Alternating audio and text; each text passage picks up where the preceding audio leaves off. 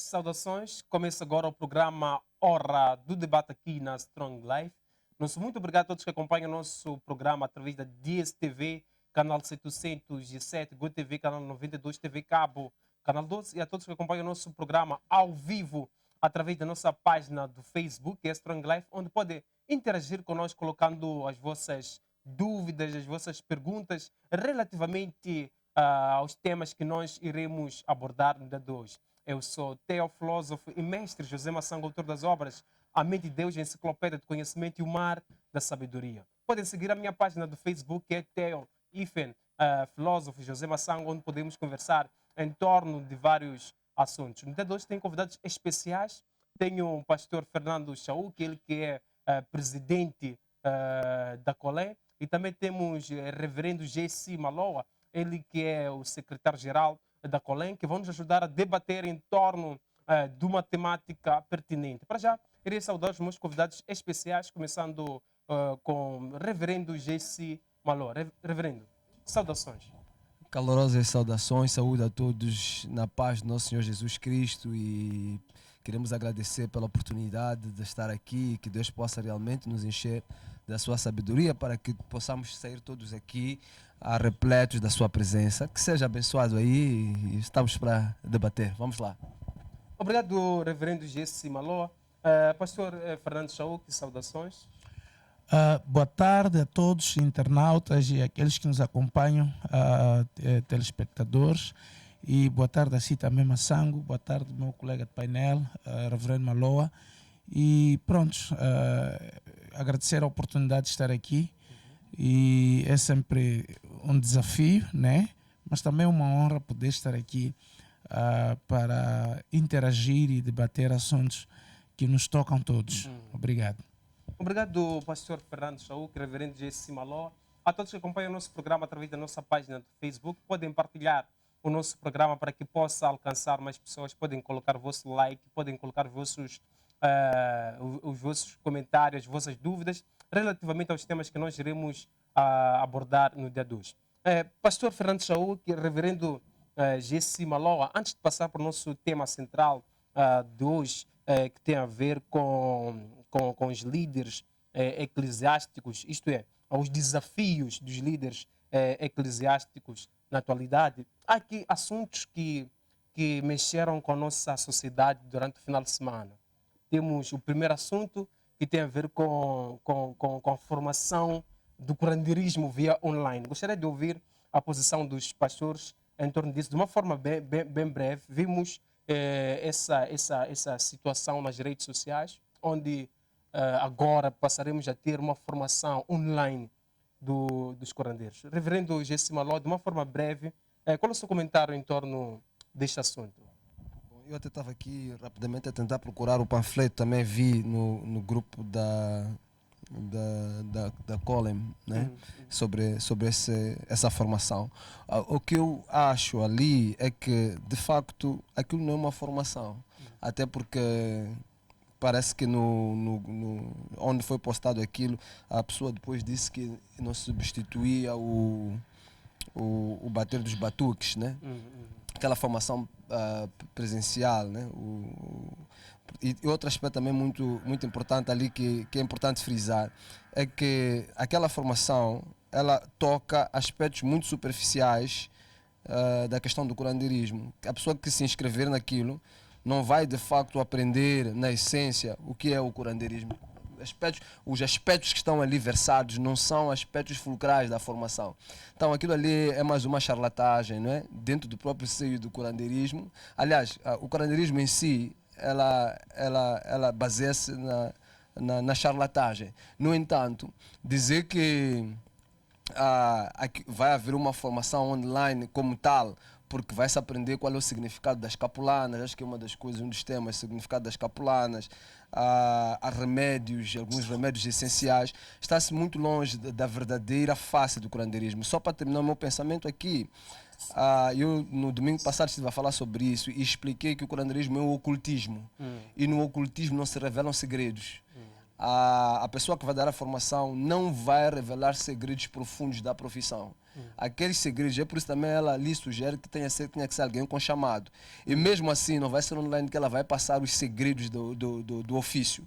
Para um curandeiro passar segredos do ofício a uma outra pessoa que está sendo formada, ela precisa ter a certeza absoluta que aquele indivíduo vai de fato acatar com os ensinamentos e também que não irá de jeito nenhum trair a organização.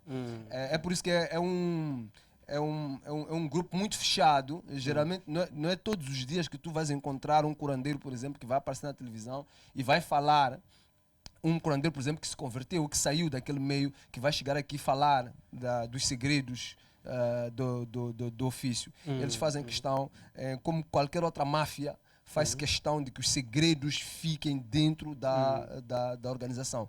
E os próprios espíritos, quando eles escolhem alguém para aquele ofício, eles vão treinando a pessoa desde criança, de tal maneira que essa pessoa tenha características frias, essa pessoa possa realmente executar tarefas muito duras sem comprometer os segredos do ofício. Quando a pessoa já está pronta para entrar dentro do ofício, quando a pessoa começa a ter problemas, desmaios e por aí em diante, já houve um trabalho que os espíritos fizeram com essa pessoa. E dificilmente essa pessoa, naquela fase, ela pode recuar. Dificilmente ela faz isso. Só com muita graça mesmo de Deus e muito querer, intervenção de alguém também que tenha muita intimidade com Deus para reverter a situação, essa pessoa sair desses pactos. Obrigado, reverendo Jessi Maloa. Iremos passar para o nosso segundo ponto prévio, que vai para o pastor Fernando Chauk. Pastor, temos aqui um outro ponto prévio que tem a ver com a publicação do jornal Notícia, que diz que os curandeiros querem ajudar a Frelimo a reconquistar o município da Beira. Sendo líder, como é que olha para isso? Como é que olha para esta notícia, pastor? Primeiro, li o artigo e consta-me que é uma publicação que mostra que não é a primeira vez a pretensão de curandeiros ajudarem a Frelimo. Cabe à própria Frelimo, não é, ter uma base da sua crença, e eu acho que há assuntos que eu não tenho nada mesmo a comentar, e esse é um deles, né? Primeiro porque eu não acredito na sorte dos curandeiros. Eu sou cristão e eu tenho minha maneira de pensar em relação àquilo que é as crenças, não é? Muito diferente daquilo que talvez a própria Frelimo e tudo mais como partido e outros partidos. O que posso dizer é que, a ser verdade, e o próprio partido, se estiver aliado aos curandeiros, correm o risco, de facto, de não conseguir lucrar os seus objetivos por essa via. As pessoas também não vão votar por causa de espíritos. As pessoas precisam de um programa, e esse aqui é o desafio que o meu país tem. Não votar alguém ou um partido porque esse partido fez um trabalho com curandeiros. Nós precisamos de colocar pessoas no poder por causa de um programa. No dia em que as pessoas perceberem isso, Moçambique vai ser um país realmente democrático. Nós não votamos porque agora porque vai ter a ajuda dos curandeiros, nós vamos lá votar. Não, tem que haver programa, tem que haver uma agenda. E, infelizmente, se esse é o caminho que os partidos políticos vão pautar por ele, é um caminho errado, porque são pactos que vão fazer com as trevas, e por causa desses pactos não terão sucesso como tem sido,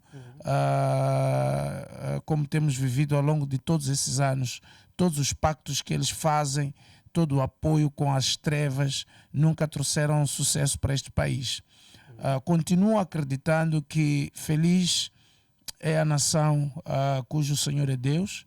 Continuo acreditando que Deus tem a sua parte dentro deste país e que as pessoas precisam de confiar no Senhor. A Bíblia diz: confia no Senhor e faz o bem, e Ele te concederá os desejos do seu coração. Ele não diz vai procurar drogas, vai consagrar, vai matar animais, etc. Não, Ele diz confia no Senhor. É isso que nós precisamos.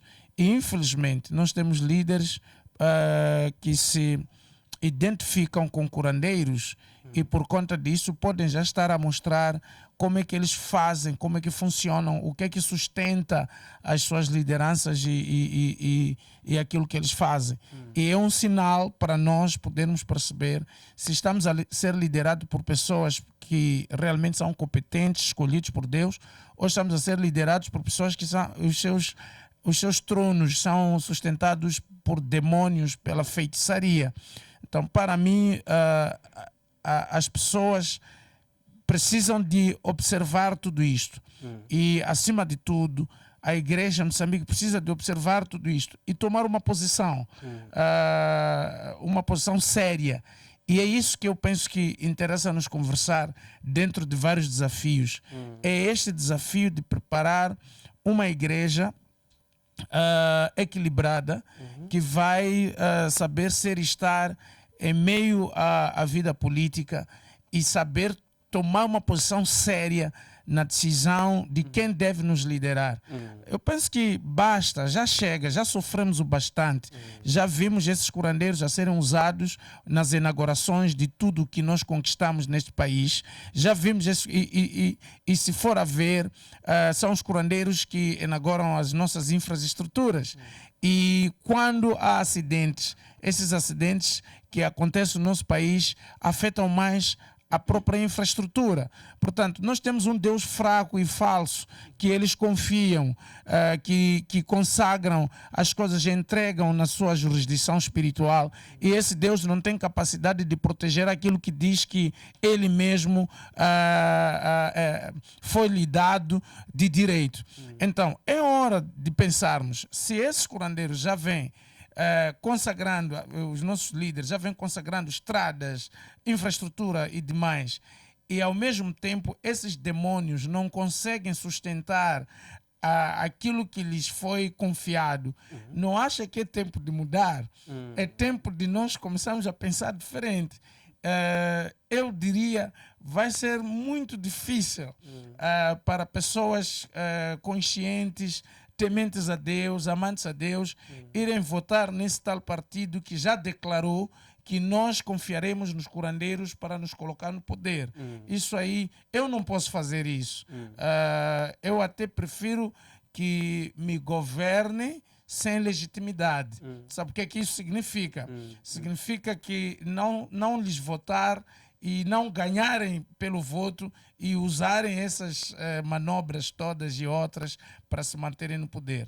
Não é essa via que nós esperamos. Nós esperamos partidos políticos que se levantam com integridade, com patriotismo, que vão se preparar para governar esse país com princípios sérios, não continuar a afundar o nosso país no obscurantismo, no curandeirismo, na feitiçaria, que é chamado de curandeirismo e por aí em diante. Portanto, eu não aprovo essa ideia, e essa publicação revela para nós, é um sinal de, afinal de contas, os que nos governam, antes de entrarem no poder, já vão atrás desses poderes estranhos. É por isso que, quando estão no poder, eles devem voltar para esses poderes de novo, para sustentar aquilo que eles conquistam durante o tempo da sua governação. Está errado. Obrigado, pastor Fernando Chauk, reverendo Jesse Maló. A todos que acompanham o nosso programa através da nossa página do Facebook, continuem interagindo conosco, colocando as vossas mensagens relativamente aos temas que nós iremos abordar no dia de hoje. Temos aqui na nossa página do Facebook a mensagem do apóstolo Gerson Daracube, que diz o seguinte: Deus abençoe os homens de Deus, saudando ao pastor Fernando Chauk, ao reverendo Jesse Maloa, acompanhando o programa a partir do Brasil.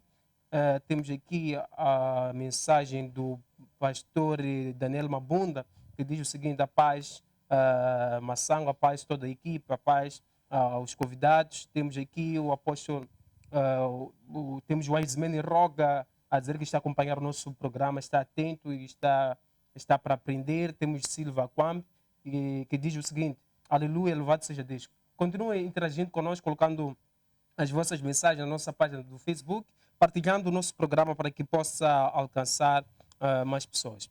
Pastor e reverendo Gessi Maló, passemos agora para o nosso tema central, que é os desafios dos líderes eclesiásticos na atualidade.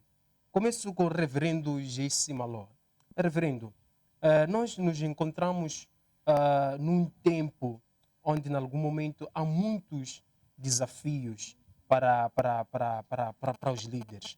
E, em algum momento, acaba se questionando se os líderes estão conseguindo respondendo a esses desafios. Como uma pergunta prévia, o que é um líder eclesiástico ou como ser um líder eclesiástico e quais são os desafios que os líderes têm? Muito obrigado pela pergunta. O líder eclesiástico é um indivíduo com um chamado divino para operar na vontade de Deus. Portanto, é alguém que é um sacerdote.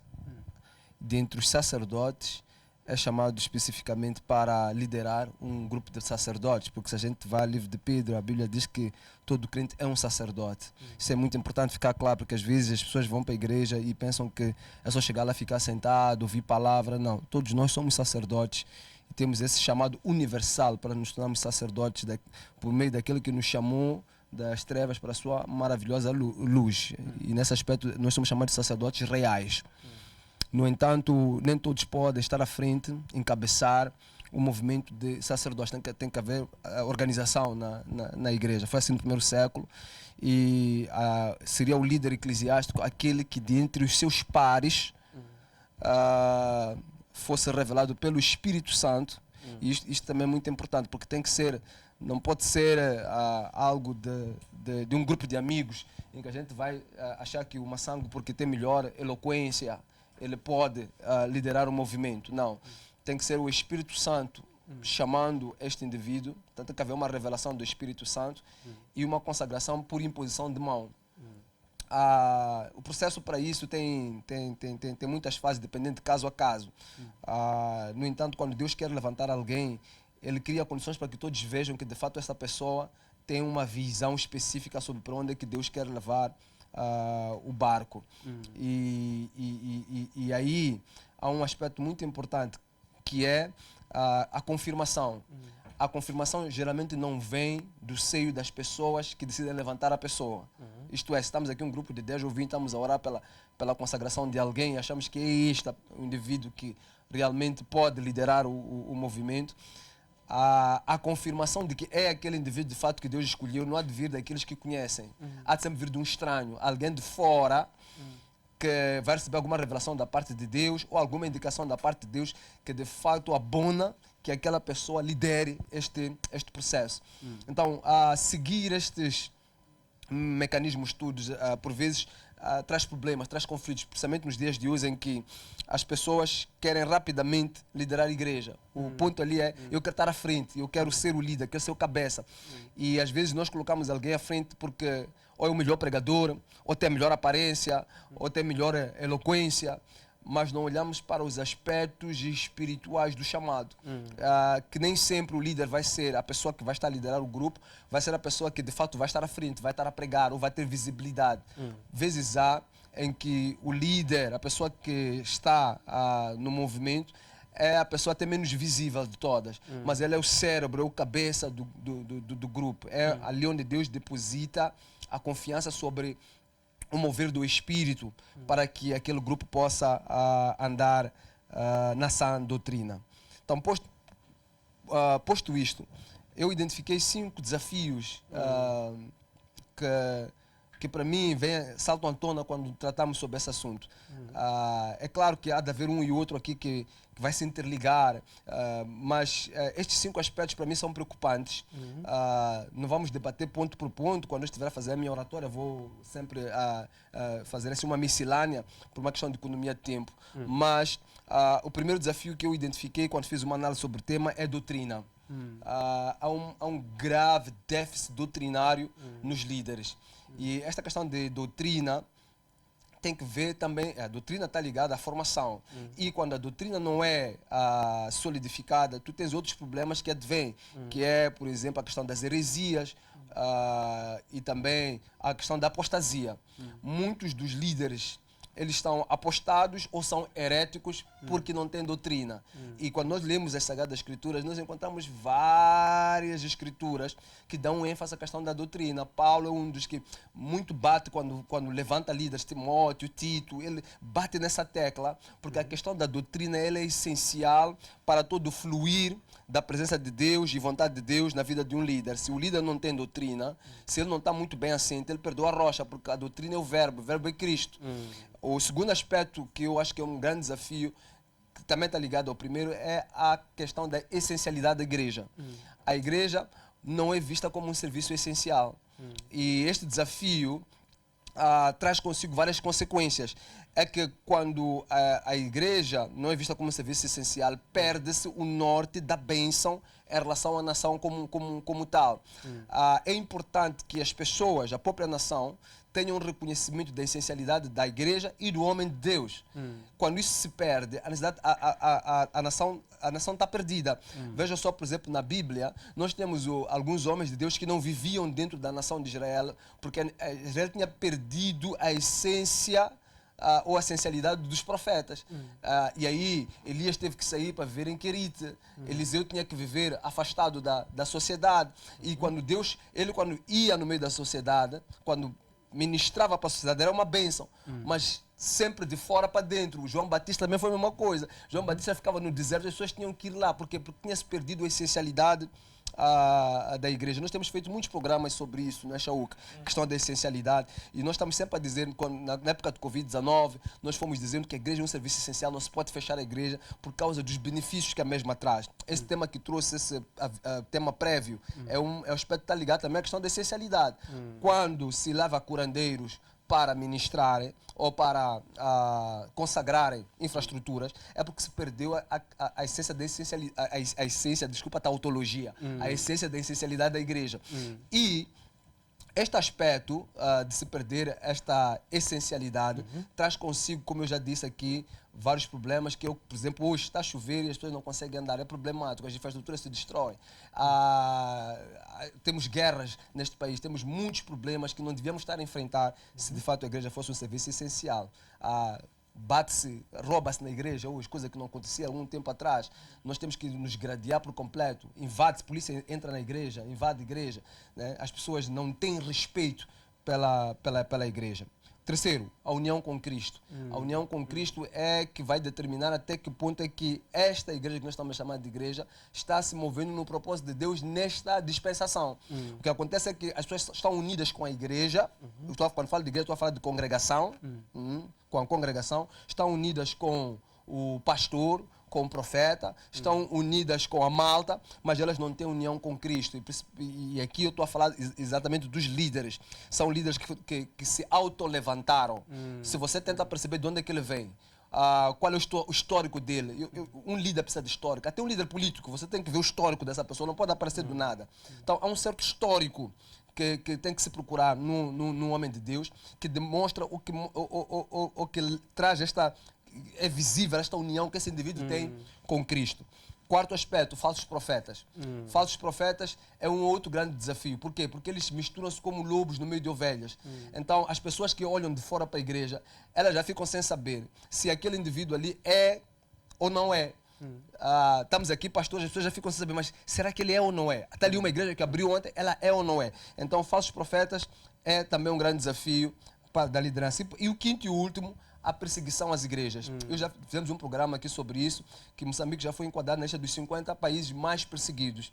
E esta questão da perseguição da igreja tem muito que ver com o extremismo islâmico no norte do país.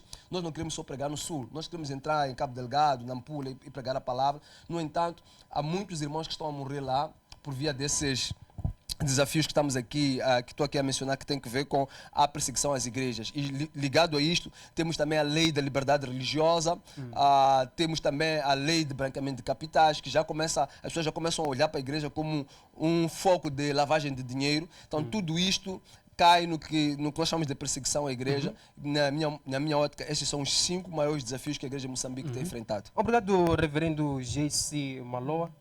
Pastor Fernando Chauque, aqui encontramos 5 aspectos ou 5 desafios levantados pelo reverendo J.C. Maloa. Encontramos o primeiro desafio, que tem a ver com a doutrina, onde em algum momento acabamos entrando em conflitos, acabamos entrando em contradições. No segundo momento, nós encontramos a ideia da igreja. Será que a igreja é um serviço essencial ou não? No terceiro ponto, nós encontramos a união com Cristo. No quarto ponto, nós encontramos falsos profetas. Por último, encontramos a perseguição da igreja. Pastor, qual é o papel dos líderes eclesiásticos face a esses desafios? Até que acrescentar mais um ponto, né? De vários desafios que os líderes da atualidade têm, que é a secularização da igreja. Com tudo isto dito, há uma tendência das pessoas de fora, não é? Quererem criar leis, ideias de como é que a igreja deve ser, sem procurar saber do próprio dono da igreja como é que ele quer que a sua igreja seja. Então, esse é um dos grandes desafios que nós temos como líderes hoje, que devemos levantar e encarar esses desafios. A secularização da igreja, a normalização de aspectos mais gritantes que ferem com aquilo que é a natureza de Deus, que isso deve entrar no seio do corpo de Cristo e ser visto como normal. Por exemplo, a normalização do homossexualismo, a normalização de questões que têm a ver com o curandeirismo, por exemplo, o obscurantismo. E eu tenho percebido que há um trabalho que é feito até pelos mídias de procurar trazer o trabalho dos curandeiros no mesmo patamar com dos pastores. Com dos pastores, com a igreja. Quer dizer, querem misturar as trevas e a luz. Tudo isto são desafios que nós estamos a encarar como líderes da atualidade. O outro desafio que me preocupa a mim é que estamos perante líderes que precisam ser o que nunca tiveram. Precisam de ser, precisam de se posicionar, mas não foram projetados, não foram preparados. A nossa geração não foi preparada para ser e saber estar neste momento em que nós estamos a viver. Os nossos pais, infelizmente, não chegaram a fazer um trabalho para projetar essa geração, de modo a ser, principalmente no nosso país de Moçambique. Quando falamos, por exemplo, da paternidade espiritual, que é um tema que precisa ser aprofundado. Quando falamos quando nós lemos o livro de Salmos 127, a Bíblia diz que filhos são a herança do Senhor. Isso aplica-se também nesses filhos gerados na fé. E Davi diz que como flechas, não é? Nas mãos de um valente, assim são os filhos na mocidade. E depois ele diz que bem-aventurado é o varão ou o valente que enche a sua aljava.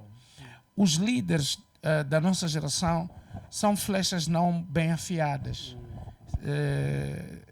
Portanto, primeiro não estão a ser projetados para alvo nenhum. Como assim? Explica melhor, pastor Fernando Shaul. Esta geração, malta nós, malta vocês todos aqui, esses que fazem barulho na televisão, malta nós, somos flechas que não foram bem afiadas. Nós não estamos a ser projetados para alvos sérios. O mundo ela é governada por sete montanhas. O princípio das 7 montanhas começou a entrar isso há alguns anos atrás. Começamos a ver isso aí meados de 2005, mais para cá. Nós não temos setas preparadas para destruir e sujeitar, colocar a obediência, aquilo que o apóstolo Paulo está a falar, hostes e principados que estão em áreas específicas e chaves da nossa vida. Nós não temos líderes como nós que foram preparados para fazer o que deve ser feito na política, por exemplo. Os nossos pais, eles ridicularizavam a política, demonizavam a política, e nós temos um desafio hoje de preparar estes líderes agora, e isso é muito sério, que os líderes eclesiásticos da atualidade precisam de se envolver na política, precisam de levantar o político que está dentro deles, para que não se tome decisões que nos afetam e nós simplesmente estarmos a olhar. Então, é um desafio esse, que não tivemos a oportunidade de ter nossos pais a nos preparar para nos projetar em áreas sérias. Na educação, nós tivemos uma situação aqui em Moçambique que os nossos filhos estiveram a aprender sobre a homossexualidade, sobre a questão de masturbação e a questão de começarem a pensar que ele mesmo sendo masculino pode escolher não ser masculino. E isso entrou na educação durante alguns anos. Os nossos filhos foram estudando isso, mas porque nós não estamos lá, teríamos travado se nós tivéssemos projetado pessoas para estarem na educação. Porque qual é o papel do líder? O papel do líder é influenciar. Jesus, quando fala com os seus discípulos, ele disse: vós sois o sal da terra. Sal significa influência. Influenciar o quê? Influenciar valores, influenciar o reino, influenciar princípios, influenciar tudo aquilo que é necessário para que Deus, no fim, seja glorificado. Então, o que é que eu estou a dizer? É que tu tens líderes da atualidade que só andam a se gladiar, andam a lutar entre eles. O alvo não é esse. O alvo é influenciar sistemas. Assim que eu estou a falar, se você perceber que não fomos realmente ainda afiados para alvo, eu não sou alvo. Só o fato de eu ter uma posição diferente que o outro, por exemplo, é normal que ele me tenha como alvo a bater. Então, isso mostra claramente que é um grande desafio da liderança eclesiástica da atualidade. Estou a falar da geração de hoje, estou a falar da geração 75 para cá, ou geração... basicamente isso. Então, para terminar, tens líderes que não foram preparados. É por isso que estou a dizer que um dos maiores desafios, quando o J.C. Maloa está a falar de doutrina, é que doutrina não é algo que surge porque você teve a chamada. É verdade. Doutrina é um conjunto, é uma formação de vida. É aquilo que nós aprendemos desde em casa, a escola dominical, etc. Até. Então, nós somos uma nação que foi invadida com muita coisa e não soubemos como nos defender. Quando começaram a entrar aqui os comerciantes do Evangelho, nós não soubemos o que fazer. Quando começaram a entrar os falsos profetas, quando começaram a surgir, nós não estávamos preparados para nada. Quando começaram a surgir agora, por exemplo, estamos numa época em que o demônio de curandeirismo volta a querer aparecer Ouvi aqui uma declaração de um curandeiro aí que tem sido dado oportunidade nas televisões a dizer que esta é a era do curandeirismo. Uma mentira que nós ficamos aí a aplaudir. Uma grande mentira. Não é a era dos curandeiros, é a era de Jesus, é a era de levantar a igreja, é a era do Espírito Santo, é a era de fazer a obra do Senhor. Não é a era do curandeirismo. Portanto, isto tudo são desafios que precisamos, como jovens, de procurar soluções. O outro desafio que temos como líderes da atualidade é confundir liderança e protagonismo. Como ele falou, os líderes da atualidade confundem a aparição como liderança. Então nós estamos a ver pessoas a se gladiarem por causa de protagonismo. Todos eles querem ser pioneiros de alguma coisa.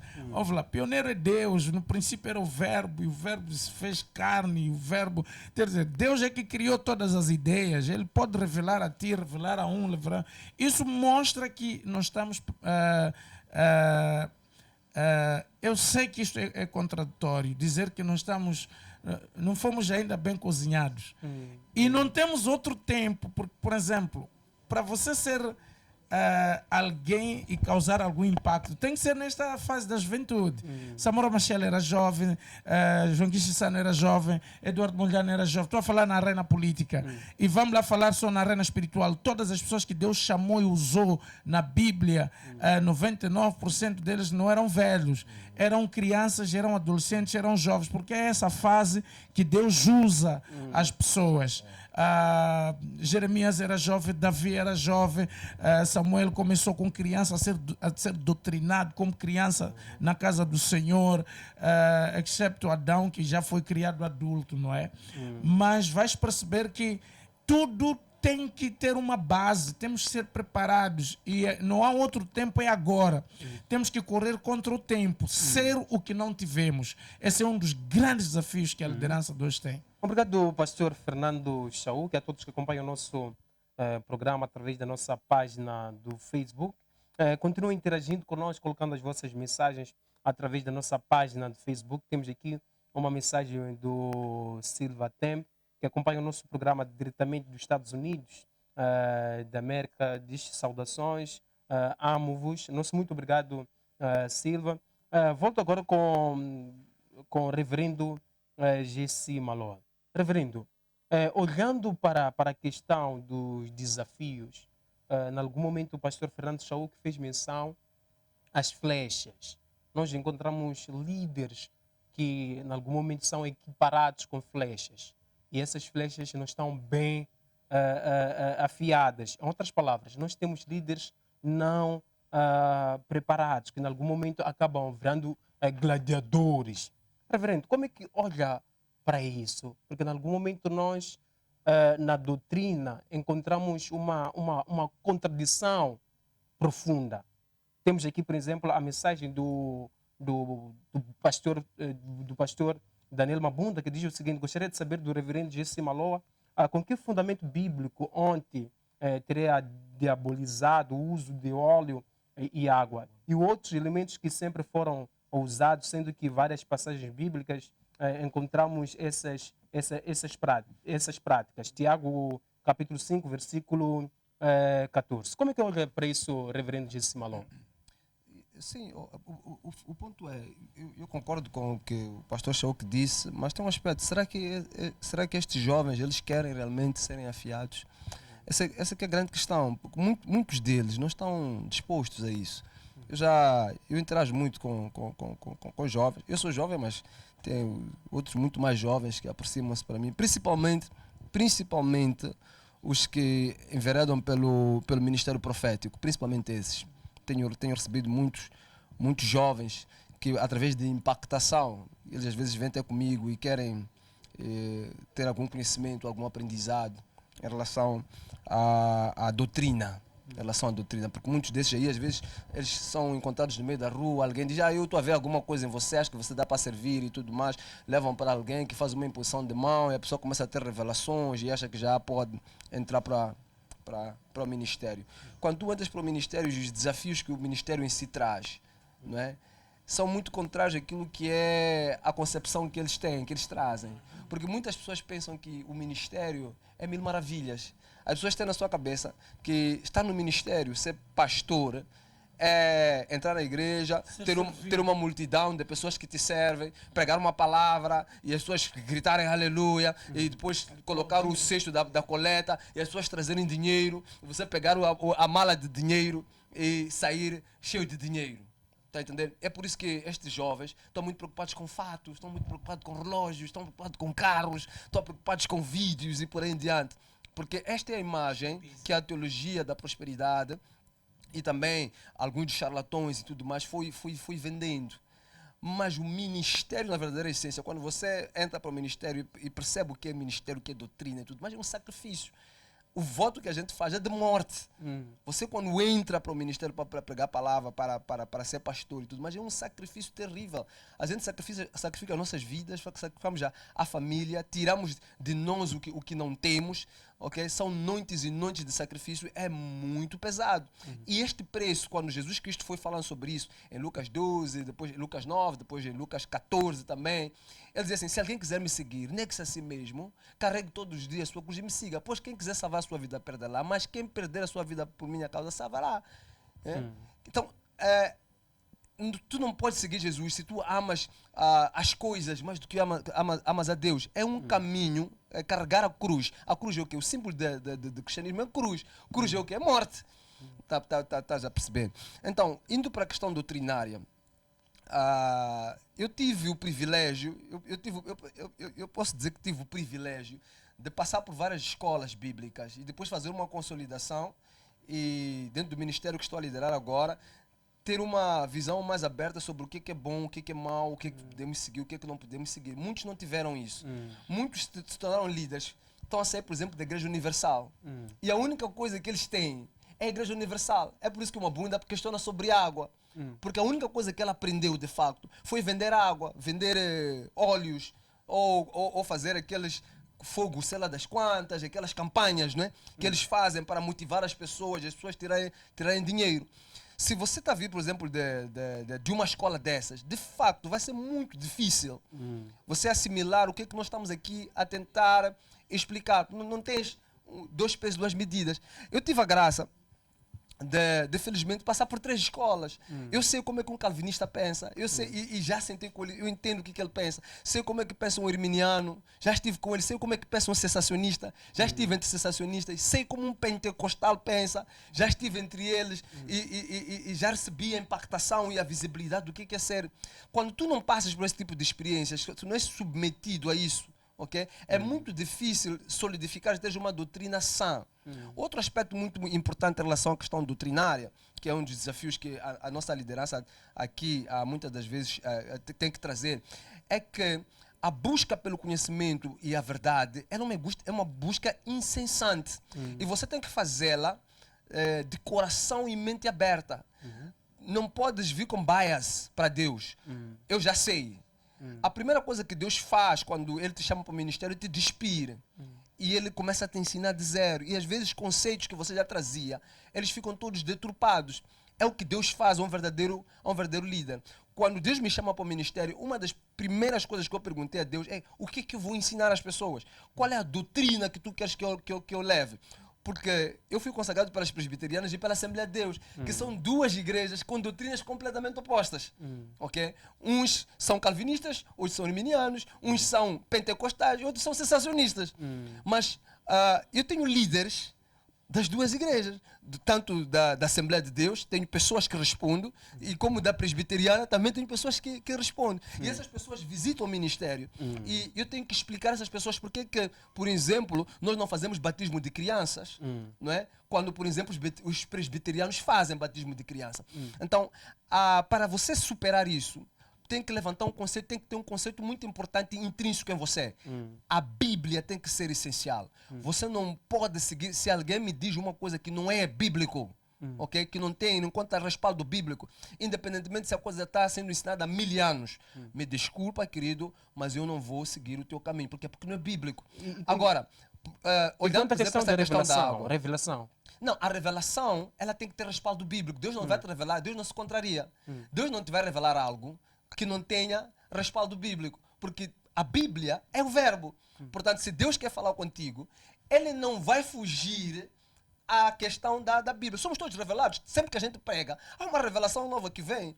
Se você for para os nossos vídeos, nossas pregações e por aí, estão repletas de revelação. Mas ela tem que ter este respaldo bíblico. A questão da água, por exemplo, só para responder a uma bunda, é muito breve trecho. Quando a gente vai fazendo um estudo sobre a água, porque tu tens que fazer um estudo contextualizado, não pode só chegar, pegar água e oferecer água, não. Quando tu fazes um estudo, e é importante tu ver qual é a última escritura que tem esse ensinamento sobre esta coisa, porque tem coisas, por exemplo, que no Antigo Testamento eram aceitáveis e que depois foram entrando em desuso por várias questões que não vamos aqui poder consolidar. Mas a questão da água, quando Jesus Cristo vai a Samaria, em João capítulo 4, ele depois explica qual é a essência da água. Ele chegado lá, a senhora queria tirar água do poço para dar Jesus. Quando Jesus Cristo disse, não, eu tenho uma água que perdura para a vida eterna, ok? Que se tu beberes dessa água, jorrará de ti rios de água viva. Mais à frente, em João capítulo 7, ele explica aos discípulos que a água era essa. E a água é o Espírito Santo. Logo, ele já matou a charada. Eu não posso pegar na água, ok? E meter dentro da água essências que não são bíblicas. Porque quando a Bíblia nos manda orar pelas pessoas, ela também vai nos dizer como é que a gente tem que fazer. Ela não nos manda orar para os elementos curarem as pessoas. Marcos capítulo 16, ela diz que nós temos que orar para a pessoa, através da imposição de mão. Logo, quando a gente olha para todos os contextos e outras coisas mais que tem que ver, por exemplo, com a água e com o óleo, que era a simbologia no Antigo Testamento do Espírito Santo, mas quando a gente entra para o Novo Testamento e no dia de Pentecostes o Espírito Santo é derramado sobre toda a carne, tu não encontras mais nenhum discípulo de Jesus Cristo a receber, por exemplo, a unção com óleo. Agora, uma escritura que tem, só para fechar, que tem atrapalhado muito, é aquela em que Tiago diz, ungirá com óleo e a oração do justo terá muito efeito. Então, muitas igrejas, até as evangélicas, elas pegam no óleo e usam o óleo como óleo de unção por causa daquela passagem. Mas quando nós fazemos um estudo profundo sobre esta questão do óleo, nós entendemos até pela parábola de Jesus, né? Aquela em que um homem leva porrada e depois chega alguém para lhe socorrer. O óleo naquela altura, ele era usado como um elemento medicinal. Portanto, o que a Bíblia recomenda de facto é que se alguém vem doente, nós damos remédio e oramos, aliás, podemos orar pela pessoa, mas não podemos descurar a medicina. A pessoa tem que ir para o médico, tem que fazer uma avaliação médica para de fato se apurar se a pessoa está curada. Quando isso não acontece, o que se dá? Aquelas cruzadas que há aí de curas e etc. As pessoas vêm porque estão emocionadas e dizem, eu fui curada. No dia seguinte você vai atrás da pessoa, a pessoa continua paralítica, a pessoa continua doente. Por quê? Porque não é o pastor que dá o diagnóstico da cura. Eu vejo alguém que está doente, tem problema de estômago, eu vou orar pela pessoa, ok? E Deus vai curar essa pessoa. Mas essa pessoa depois tem que ir ao médico e fazer uma avaliação para ver se a úlcera dela está curada. E quando ele vier com o diagnóstico médico, está resolvido o problema. Obrigado, reverendo Gessi Maloa, pastor Fernando Chauk, a todos que acompanham o nosso programa através da nossa página do Facebook. Para já, iremos conferir um breve intervalo. Voltaremos no piscar do olho.